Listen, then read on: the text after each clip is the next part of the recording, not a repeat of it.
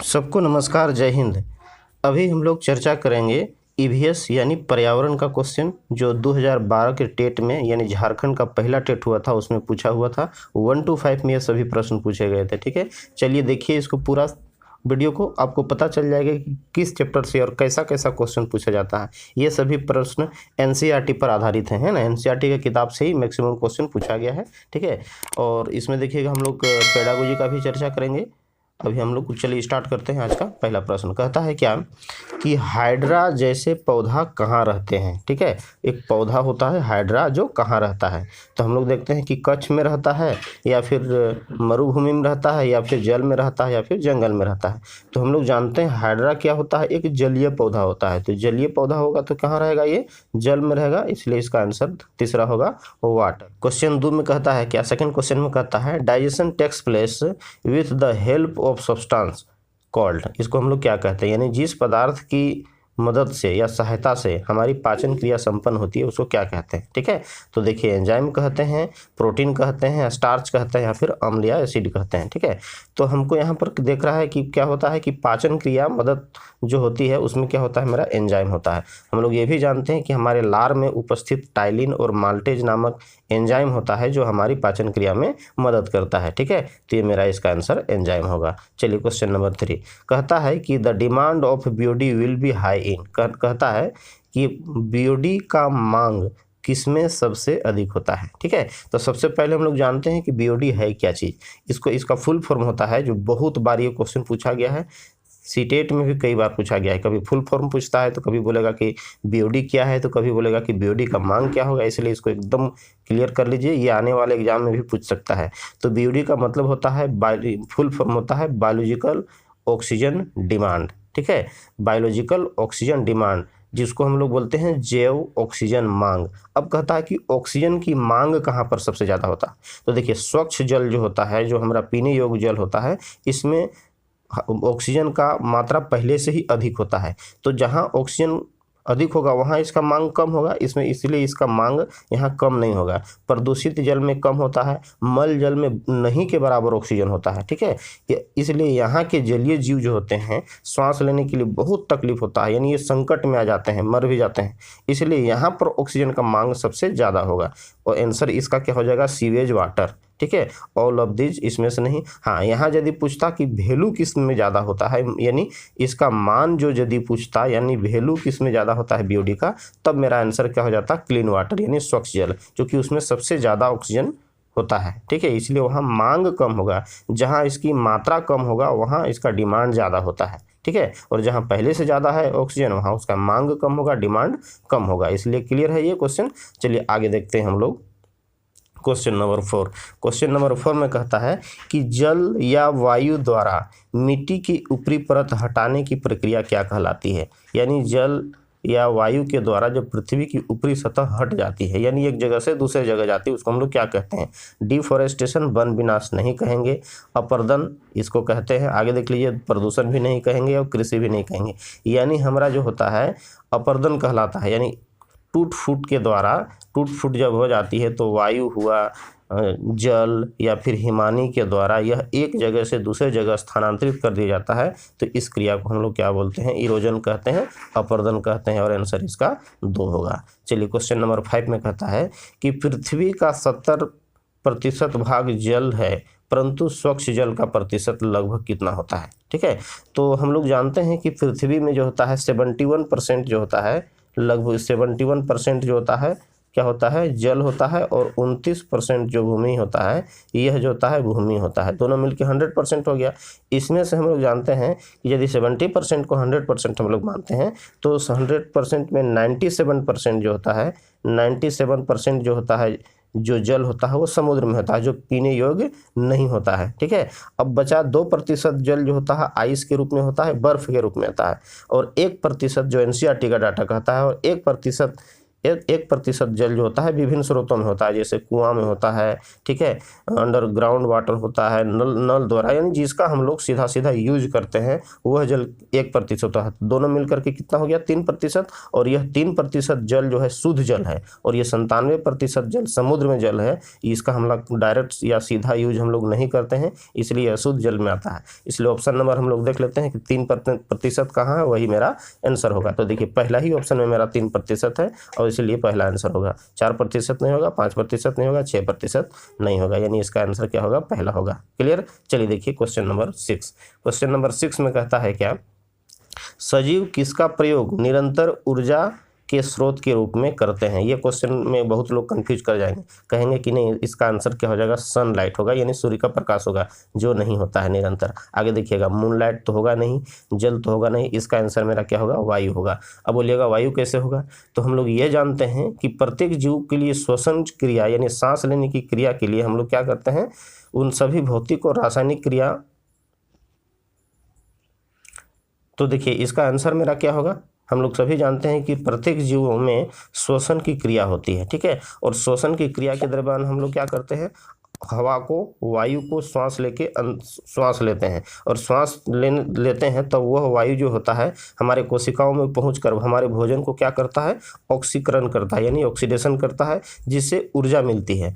और यह ऊर्जा जो होता है, यानी यह ऑक्सीजन जो हमारे वायु के द्वारा अंदर जाती है, वह हमारे ब्लड में यानी रक्त में घुल करके पूरे शरीर में सर्कुलेट करते रहता है, पूरे बॉडी में जाता है, और हमको वहाँ से ऊर्जा देते रहता है, निरंतर ऊर्जा देते रहता है, ठीक है। तो हमको पूछा गया है कि निरंतर ऊर्जा देने वाला स्रोत क्या होता है, वायु होता है। यानी वायु जो होता है जिसको हम लोग सांस लेते हैं, सांस के माध्यम से जाता है, और पूरा बॉडी में हमारा ब्लड के माध्यम से पूरे बॉडी में सर्कुलेट होते रहता है, घूमता है, और फिर हमको क्या होता है, वो कार्बन डाइऑक्साइड के रूप में बाहर जाता है। बहुत निरंतर, ये क्रिया निरंतर होती रहती है, ठीक है, इसलिए इसका आंसर क्लियर है, वायु होगा। चलिए क्वेश्चन नंबर 7 में कहता है कि व्हाट डू ओमनीवेरस मीन, ठीक है, यानी ओमनीवेरस का मतलब होता है सर्वाहारी, जो इसको हम लोग क्या कहते हैं। तो बहुत इजी प्रश्न है कि सर्वाहारी नाम से ही क्लियर है, यानी वैसा जीव जो क्या मांस भी खाता है और पौधा भी खाता है, ठीक है, तो उसको हम लोग क्या बोलते हैं, सर्वाहारी बोलते हैं। तो इसका आंसर पहला ही होना चाहिए, ठीक है, those who eat plants and animals.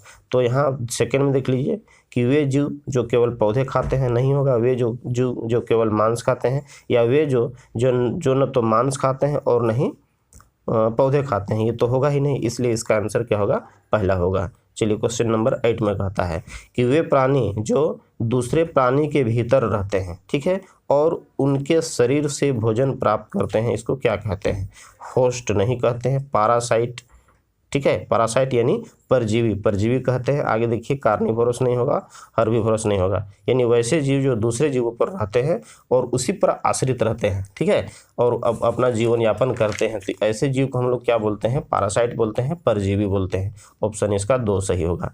Question number 9 में कहता है क्या, पौधे द्वारा बनाए गए भोजन को कहा जाता है, यानी जो पौधा द्वारा जो भोजन बनाया जाता है उसको क्या कहा जाता है, पोषक नहीं कहा जाता है, प्रकाश संश्लेषण नहीं कहते हैं, क्लोरोफिल भी नहीं कहते हैं, यानी इसको हम लोग क्या कहते हैं, स्टार्च कहते हैं, ठीक है, कहा जाता है। यानी देख लीजिए, पौधे पत्तियों में उपस्थित क्लोरोफिल के स्ट्रोमा में कार्बन डाइऑक्साइड का अपचयन होता है, ठीक है, क्या होता है, कार्बन डाइऑक्साइड का अपचयन होता है, जिससे स्टार्च, शर्करा आदि बनते हैं, ठीक है, और उसी को हम लोग क्या बोलते हैं, स्टार्च या शर्करा कहते हैं, यानी इसमें क्या इसका आंसर होगा, इसको स्टार्च कहते हैं। ऑप्शन 4 आंसर होगा इसका। क्वेश्चन नंबर 10 में कहता है क्या, कि भूमि और जल दोनों में रहने वाले प्राणी कहलाते हैं। सबको पता होगा, ये क्वेश्चन बहुत इजी है, इसको क्या कहते हैं, उभयचर कहते हैं। एम्फीबियंस जो होता है, जैसे मेढक, जो जल में भी रहता है और स्थल में भी रहता है, इसलिए इसका आंसर पहला ही होना चाहिए। आगे आंसर फिर भी देख लेना है, देखिए, स्थलचर नहीं होगा, स्तनपायी भी नहीं होगा, सरीसृप भी नहीं होगा, आंसर इसका पहला होगा। चलिए क्वेश्चन नंबर 11। क्वेश्चन नंबर 11 में कहता है, वे साग सब्जियां जो रुक्षांश देती है, ठीक है, क्या देती है, रफेज कहते हैं इसको, रुक्षांश देती है, शरीर को किस से छुटकारा प्रदान करने में मदद करती है। याद रखिएगा, अनडाइजेस्ट फूड यानी नहीं पचे हुए भोजन को शरीर से बाहर नहीं निकालती है, ये आंसर नहीं होगा।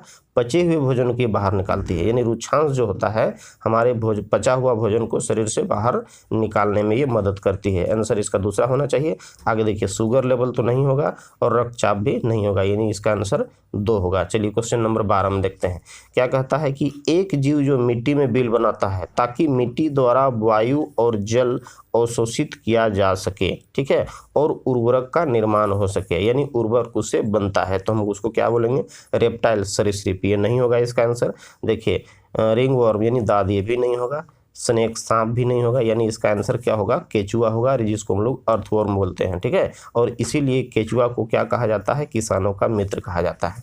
आगे चलिए देखिए क्वेश्चन नंबर 13। क्वेश्चन नंबर 13 में कहता है क्या कि एक स्थान के वायु, नमी और तापमान जैसे अजैव कारक किसका निर्धारण करते हैं? याद रखिएगा, वायु, नमी और तापक्रम किसका निर्धारण करते हैं? खाद्य श्रृंखला का नहीं, मौसम का निर्धारण करते हैं, ठीक है। आगे देखिए, प्राणी भी नहीं करते हैं और ये इनमें से कोई नहीं। यानी देखिए, मौसम हमारा क्या होता है कि मौसम किसी भी निश्चित समय, ठीक है, निश्चित समय और स्थान पर वायुमंडलीय स्थितियों का योग होता है और उसमें मूल तत्व क्या पाया जाता है?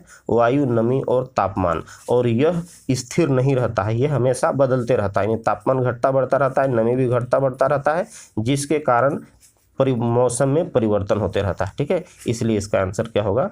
2 होगा। चलिए क्वेश्चन नंबर 14 में कहता है क्या? प्रमुख ऊर्जा उत्पादन करने वाला खाद्य है, यानी ऊर्जा उत्पादन करने वाला जो होता है मेजर एनर्जी फूड कौन है?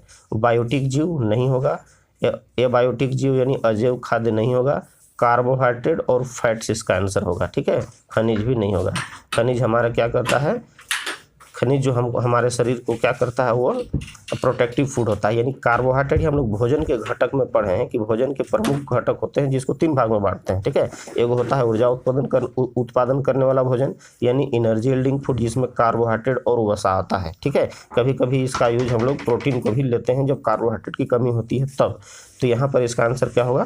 कार्बोहाइड्रेट होगा, जो हमको सबसे ज़्यादा ऊर्जा उत्पादन करता है, ठीक है। चलिए क्वेश्चन नंबर 15 में कहता है क्या कि प्रत्येक पारिस्थितिक तंत्र में सभी प्रजातियां किससे जुड़ी होती है? खाद्य श्रृंखला से जुड़ी होती है, यानी फूड चेन से, एनिमल से, या फिर पौधे से। इसमें कोई नहीं होगा। इसमें क्या होता है?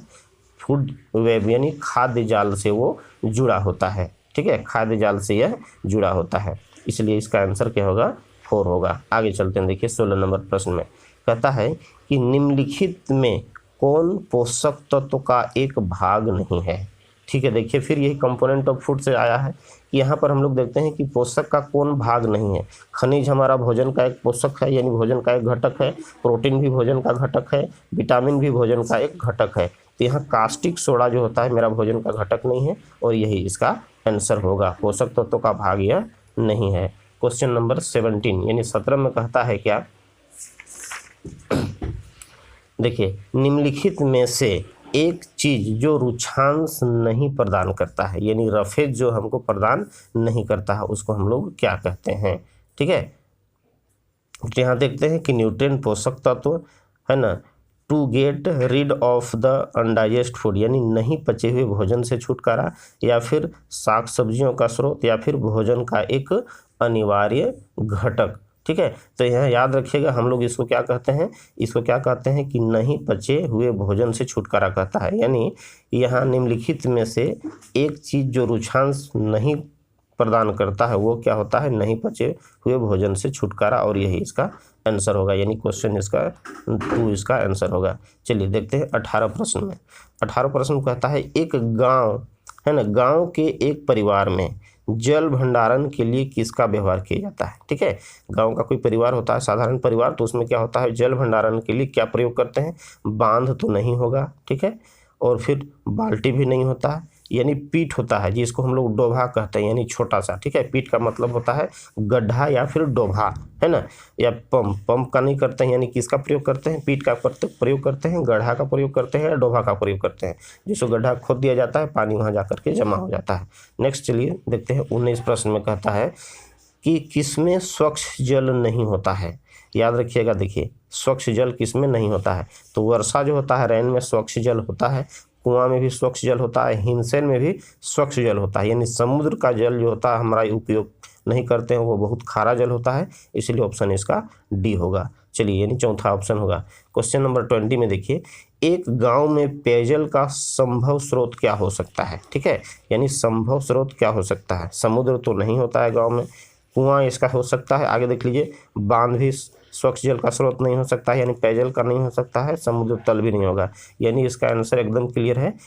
कुआं जो होता है गांव का एक संभव स्रोत हो सकता है पेयजल के लिए। चलिए क्वेश्चन नंबर 21 में कहता है क्या, सॉइल इरोजन यानी भूमि अपरदन, अम्ल वर्षा, प्राकृतिक संसाधनों की क्षीणता और संकुचन प्रकृति किसके कारण होता है।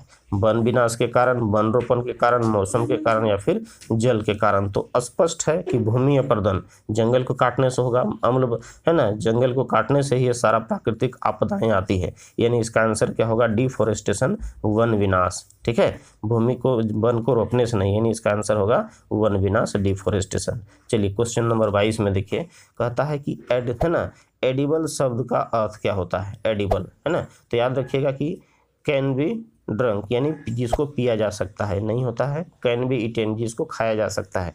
तो एडिबल का अर्थ होता है जिसको हम खा सकते हैं, इसलिए ऑप्शन इसका 2 सही होगा। ठीक है, मिट्टी में बोया जा सकता है नहीं होगा, या फेंका जा सकता है नहीं होगा।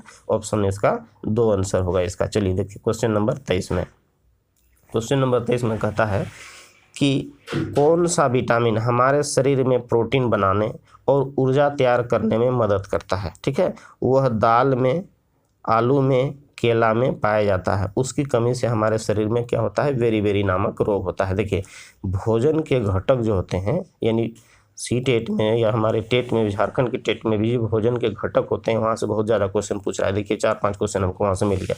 यहाँ इसको हम लोग क्या कहते हैं, विटामिन कहते हैं, नहीं कहते हैं, है ना, विटामिन बी कहते हैं। हाँ, इसको क्या कहते हैं, विटामिन बी कहते हैं, जिसकी कमी से वेरी नामक बीमारी होता है। ठीक है, ये आंसर बाकी नहीं होगा। चलिए देखिए क्वेश्चन नंबर 24 देखिए, 24 में कहता है क्या, निम्नलिखित में से कौन एक गैर संक्रामक रोग है। गैर संक्रामक मतलब होता है जो संक्रमित से नहीं फैलता है, यानी नॉन कम्युनिकेबल डिजीज है, कौन है, जो संक्रमण द्वारा नहीं फैलता है।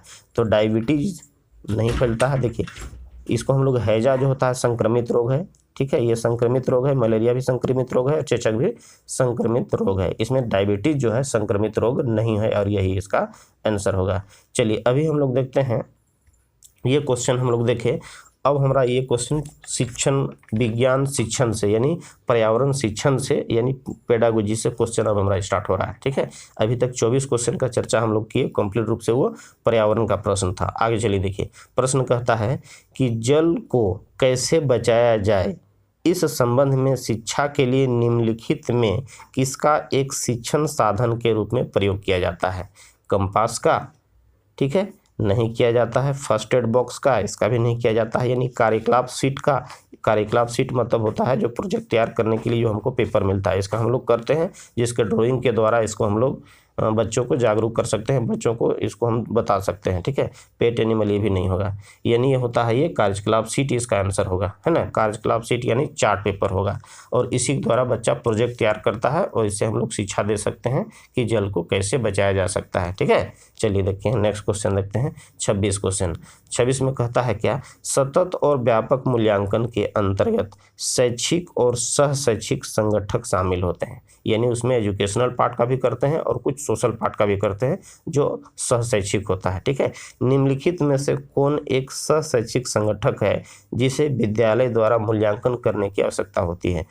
कला नहीं होगा, ये क्वेश्चन नहीं होगा, कला शिक्षा नहीं होगा, गणित और विज्ञान की दक्षता नहीं होगा, शारीरिक दक्षता भी नहीं होगा, यानी इसमें सामाजिक यानी स्किल जो होता है, सोशल स्किल की आवश्यकता होती है, यानी सामाजिक दक्षता की आवश्यकता होती है, और आंसर इसका मेरा चौथा होगा। चलिए क्वेश्चन नंबर 27 में देखिएगा, कहता है पर्यावरण शिक्षा का मुख्य उद्देश्य होना चाहिए, क्या होना चाहिए, के लिए उसको समर्थ बनाना। तो सबसे पहले हम लोग देखते हैं कि इसका क्या उद्देश्य होना चाहिए। पहला ऑप्शन देखिए, पर्यावरण से संबंधित समस्याओं और चिंताओं का विश्लेषण, मूल्यांकन और निष्कर्ष निकालना। पूरा क्वेश्चन पहले पढ़ लेना है। ठीक है, इसका आंसर मेरा होना चाहिए, यानी ये सही है। आगे देख लीजिए, कहता है पर्यावरण मामले का विश्लेषण, मूल्यांकन और अनदेखी करना, ये तो होगा ही नहीं।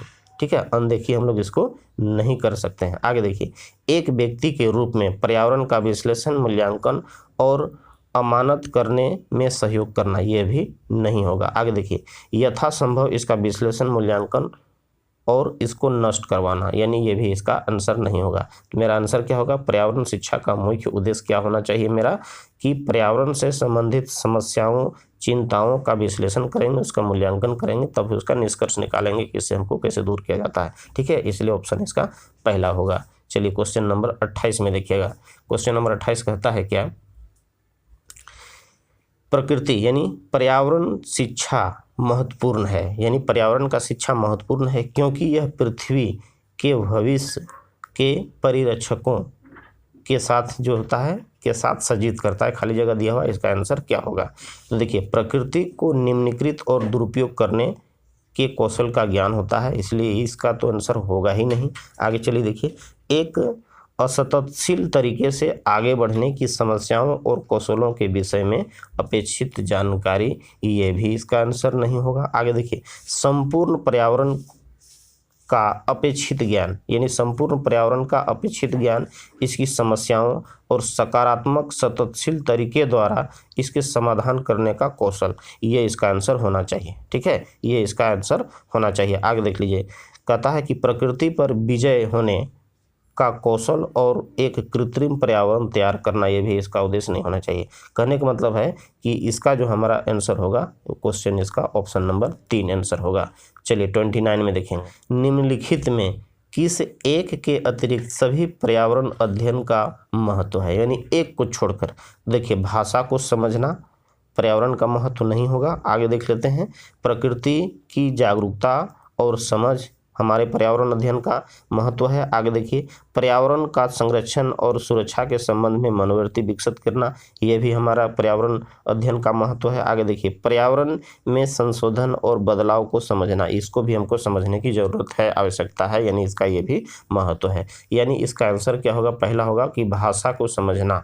ठीक है, इसका आंसर होगा, जो हमारे इसके अतिरिक्त जो होता है यही नहीं है जो हमारे पर्यावरण अध्ययन का महत्व को बताता है। चलिए आगे हम लोग चलते हैं, क्वेश्चन नंबर 30। यहाँ कहता है कि पर्यावरण अध्ययन की प्रकृति को विभिन्न कारकों पर अन्योन्याश्रित संबंध होता है, यानी दोनों क्या होता है? आपस में इंडिपेंडेंट होते हैं। क्या होता है? सिर्फ गणित का अध्ययन, यानी ओनली मैथमेटिक्स नहीं होगा ये। देखिए, अवेयरनेस ऑफ नेचर, यानी प्रकृति की जागरूकता भी नहीं होगा। आगे देखिए, प्रकृति का संरक्षण भी नहीं होगा। यानी यहाँ क्या होगा कि relation of man and nature, यानी मनुष्य और प्रकृति के बीच में संबंध होता है ना, ये यही इसका आंसर होगा। चलिए, ये क्वेश्चन यदि अच्छा लगा तो कृपया जरूर वीडियो को सब्सक्राइब कर लीजिए, ताकि जब भी हम कोई नया वीडियो अपलोड करेंगे आपके पास नोटिस चल जाएगा। ठीक है, इसके बाद हम मैथ का क्वेश्चन अपलोड करेंगे और मैथ का करेंगे, चाइल्ड साइकोलॉजी का करेंगे, उसके बाद फिर हम लोग पूरा डिटेल में इसको हम लोग चर्चा करेंगे। ठीक है, अभी तो सिर्फ हम पूछा हुआ क्वेश्चन की चर्चा कर रहे हैं, यानी आपका कंप्लीट रूप से तैयारी हो जाएगा। इसलिए चैनल यदि अपडेट का तैयारी करते हैं तो उसको सब्सक्राइब जरूर कर ले। ओके, धन्यवाद।